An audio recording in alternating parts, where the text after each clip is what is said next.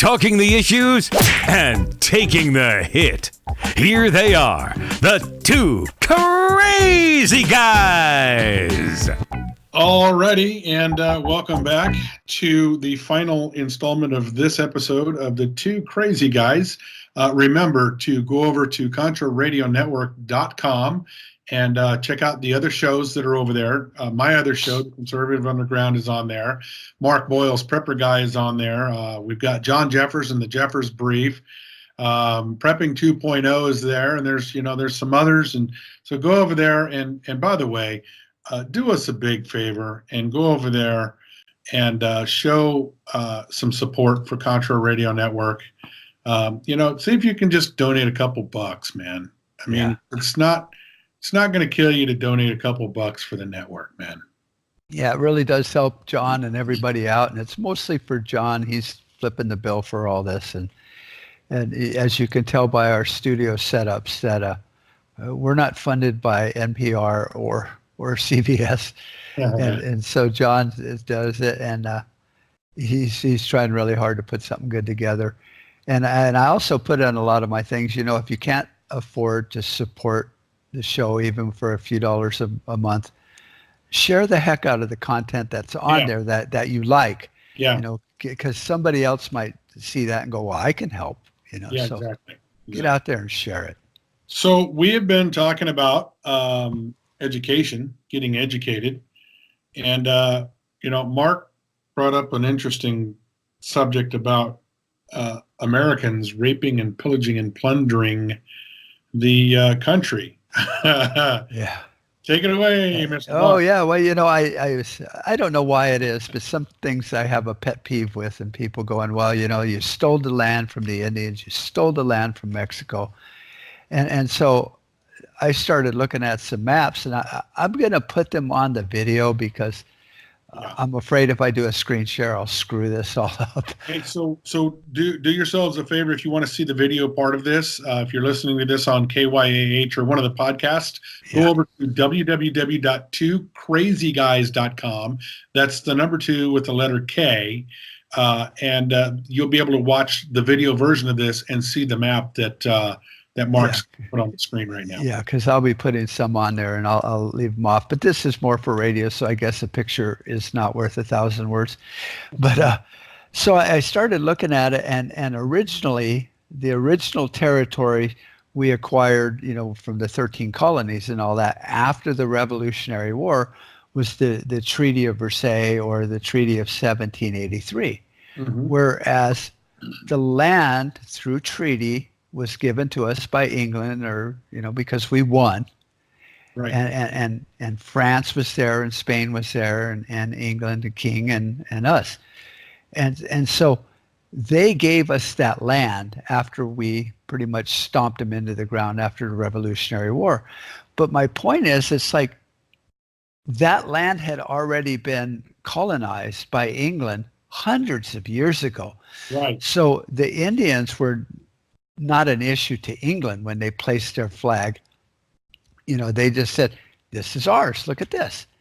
And so when we were given or granted the land through treaty, we were granted it by England, who had taken it from the American Indians, I guess, if you want to worry about the indigenous people.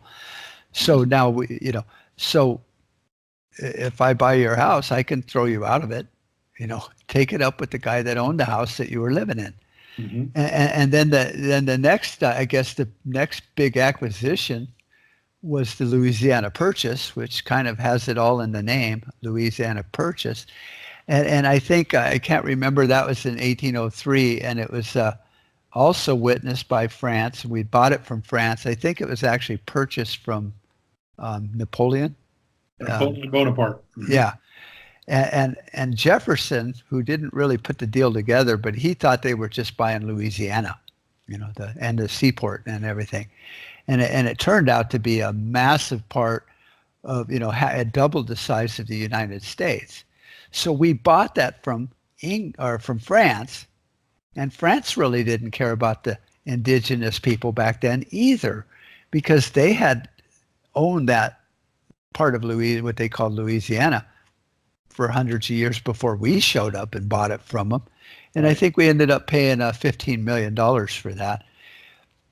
And then, it's just, when you talk about education and trying to figure out, this is how they stupefy us, I guess, with this, we took the land. And then you hear that enough times and you start thinking, well, yeah, the colonists were a bunch of jerkweeds. It's like, that's exactly right. No, we actually bought the land and did everything right. Yes. And we bought it from people who had taken the land hundreds of years before we ever even showed up here. And we purchased it from the rightful owner. So, right. I mean, if the American Indian has a complaint, take it up with France or England. Any retribution that should be paid or reparations, send the bill to England or France or Spain.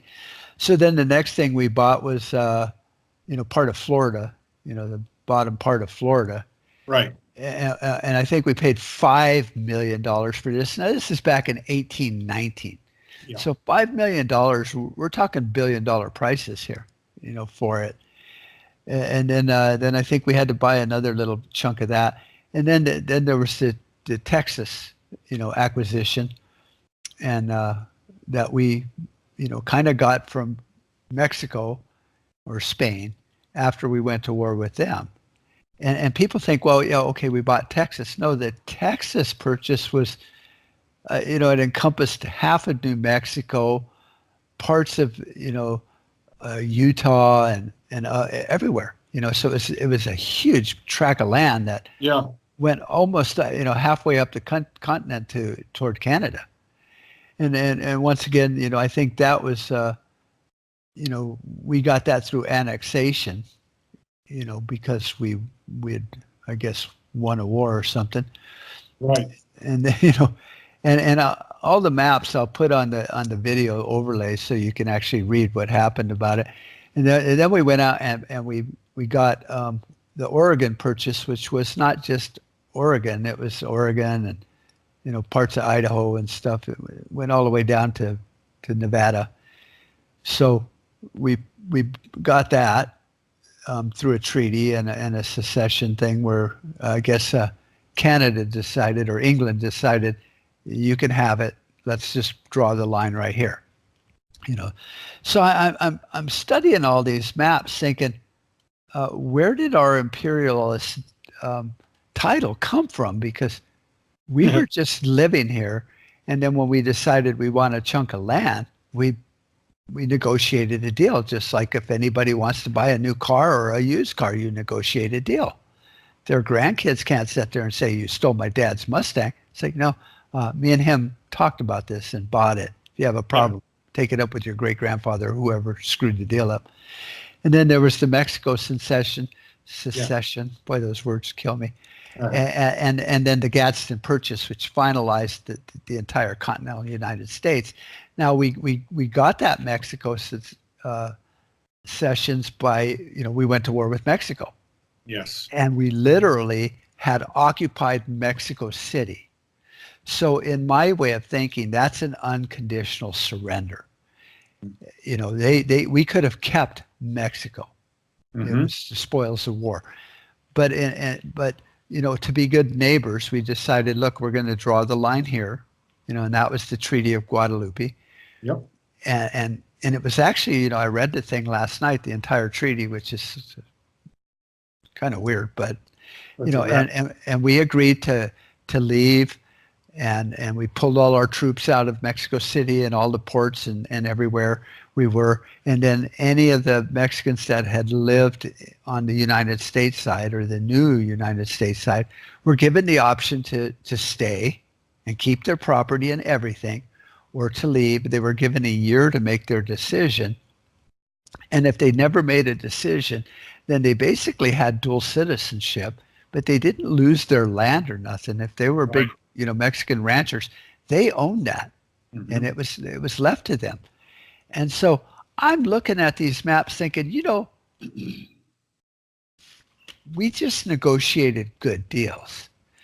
But all that land, all of it was owned by Spain, which had nothing to do with Mexico because Spain is not Mexico. Right. I mean, the Spanish people, hung out with the Indians and they bred, and that became Mexicans. So if you're pissed about anything, take it up with Spain, take it up with France, take it up with Canada, take it up with England. Because we just moved in and bought it all, kind of like buying Boardwalk, Yeah. And so it kind of goes to what we're talking about as far as, education, because they use that in this border issue, Yes. and All when our land, and you took it from us and all this other stuff. Yeah. it's like, no, your crappy president sold it to us. And if you have a problem with it, maybe you should elect better presidents. Exactly. Because you get the government you elect, so. And so it was just something I kind of wanted to vent on a little bit because I knew you would have some opinions on it too. So well, I mean, I always have an opinion on something, but that's why I like you, Don. No, it's exactly right, man. It is to listen to these left-wing loonbat lunatics out there. It just blows my mind how they can say, well, we're these evil white people that came in and we're racist and we're homophobes and we're bigots and all this other stuff. And, all it is talking points because when you ask them, well, what crime did Trump commit? They don't have an answer. No. So when they start with this whole crap about how we invaded Mexico and, well, we took the land. Well, no, you just went through the whole thing. We purchased the land. We bought it from them. And we went to war with them because Santa Anna and all the troops decided to, kill everybody at the Alamo. And, there was contention there. But the reality is like, you started this war. We just happened to end it. We didn't invade them. We just won it. Right. And then we bought the land. We rightfully are the owners of the land. It is our land that we rightfully own. And to sit there and call me an invader, that I invaded your land or whatever, you need to educate yourself and understand that I didn't invade anything. Right. I am on my rightful land that I rightfully own because my founding fathers, or my forefathers, I should say, not the founders, the forefathers, were smart enough to do the right thing. They actually did the right thing. If you read the Treaty of Guadalupe Hidalgo, I mean, both sides were very cordial and expressed a desire to be good neighbors. Now, I don't know if there's a treaty or a document for surrender because we did win. We could. I mean, if we really wanted to be buttheads about it, right, we could do like Kim Jong-un and just put a bunch of mobile missile launchers on the border and just start lobbing missiles down in there. Right. Stay the hell away from our border. Right. Or we could stay the hell away. Or we could say they're in violation of their treaty of surrender. Yeah, but we don't just go and take it all back. Go, okay, you voided the contract, so now all of Mexico is now the United States. You all want to come here, so now you're here by virtue of just your zip code. That's exactly right. You don't even have to pack up and walk. You are now Americans, which I don't think 90% of the people in Mexico would have a problem with that at all. No, it goes back to the principle of the whole thing again. It's so confusing. Well, it's not really confusing. It's very clear when you understand it and when you're educated and you know what's going on. It's when someone tells you something wrong and you take that to heart and it becomes your reality. That's when you start straying on fragile ground. That's when you start getting into trouble. Right. Because, I liked your idea. I think it was your idea of militarizing our border. Yeah. Call it a military base and forget about it. Make the whole thing a military base and, launch, our F-16s and our drones and all that and fly them and, send Puff the Magic Dragon up there and let him run that Gatling gun once in a while. They'll get them. Have a good old time because it's our military base. It's where we conduct practices. Exactly. Don, I cannot believe it, but it's already time to start wrapping things up. And here we are. It's like every week. It's like, well, what are we going to talk about? And then we just start going, and here we are again. So, yeah, I guess we'll get ready to start wrapping it up. Mark, you've got some valuable insights, man, some good points. I really enjoy doing these with you because it comes from the heart. It's not scripted, and it just comes from the heart. And we're able to talk freely about the things that we enjoy to talk about. And we hope that you enjoy, and we hope that you continue to listen. Like I said, you can always go over to ContraRadioNetwork.com and support them. Heck, call up, KYAH if that's where you're hearing this, and let them know that you're enjoying the programming, because that helps. That helps us a lot. It does. It really does. And share everything. Yeah, share it away, man. Yeah. So until next time, I guess, until next week, we want to thank you for tuning in and for listening.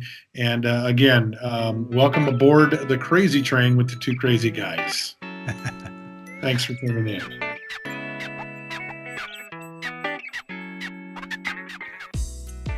Thanks for tuning in. Catch them next time as they dig into the issues. The two crazy guys.